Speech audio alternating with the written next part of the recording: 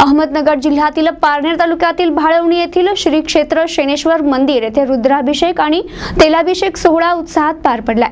पारनेर तालुक्यातील भाळवणी येथील श्री क्षेत्र शेनेश्वर प्रति शनी शिंगणापूर म्हणून प्रसिद्ध आहे। विशेष म्हणजे या ठिकाणी स्वयंभू दत्ताचं मंदिर आणि उंबराचे 3 मुखी वृक्ष आहे। तसेच या ठिकाणी आषाढी अमावस्या निमित्त अभिषेक महाआरती करण्यात आली होती। यावेळी हरिभक्त परायण श्री यशवंत महाराज थोरात यांचं प्रवचन झालंय।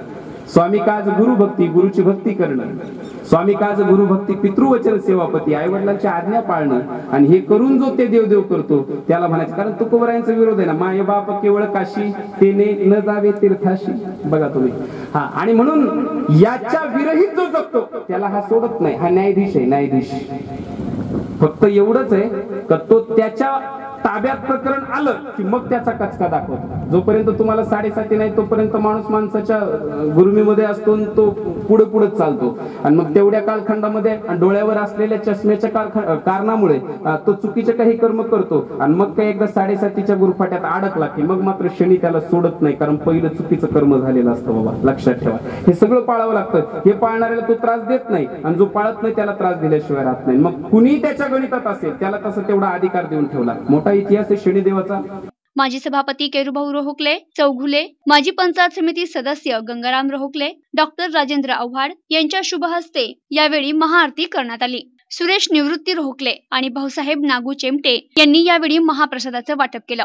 या प्रसंगी रघुनाथ आंबेडकर, पारनेरचे PSI मातोंडकर, शेनेश्वर युवा प्रतिष्ठान अध्यक्ष संदीप रोहकले, उपाध्यक्ष जगदीश आंबेडकर, सचिव कैलास मावळे, मारुती रोहकले, तुषार रोहकले, संदीप ठुबे, साहेबराव रोहकले, प्रशांत रोहकले आदी मान्यवर उपस्थित होते। शेनेश्वर युवा प्रतिष्ठान नियोजित आज या कार्यक्रमाला अनेक भाविकजन उपस्थित राहिलेत। तसेच या कार्यक्रमासाठी आज महाप्रसाद ज्यांनी दिला ते सुरेश निवृत्ती रोहकले, खिचडी प्रसादाचे अन्नदाते भाऊसाहेब नागू चेमटे, तसेच या आरतीचे मानकरी PSIचे आपले PSI पारनेर हेही उपस्थित होते।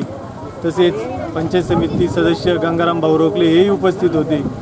त्यानंतर केरुभाऊ अण्णा रोहकले, तसेच भाळवणी गावातील ग्रामस्थ मोठ्या संख्येने उपस्थित होते। असंच या मंदिराचा मोठ्या प्रमाणे मोठ्या उत्साहात हा कार्यक्रम साजरा झालेला आहे।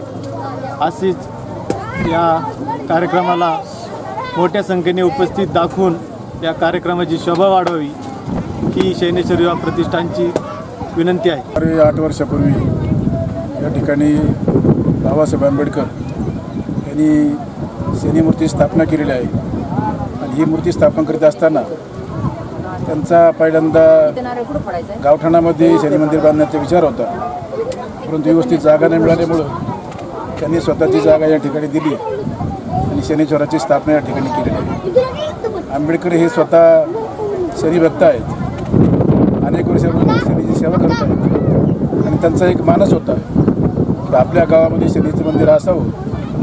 त्या दृष्टीने त्यांनी प्रयत्न करून त्या ठिकाणी शनी मंदिराची स्थापना केलेली आहे। प्रतिनिधी राम तांबे, NTV न्यूज मराठी, भाळवणी, पारनेर, अहमदनगर।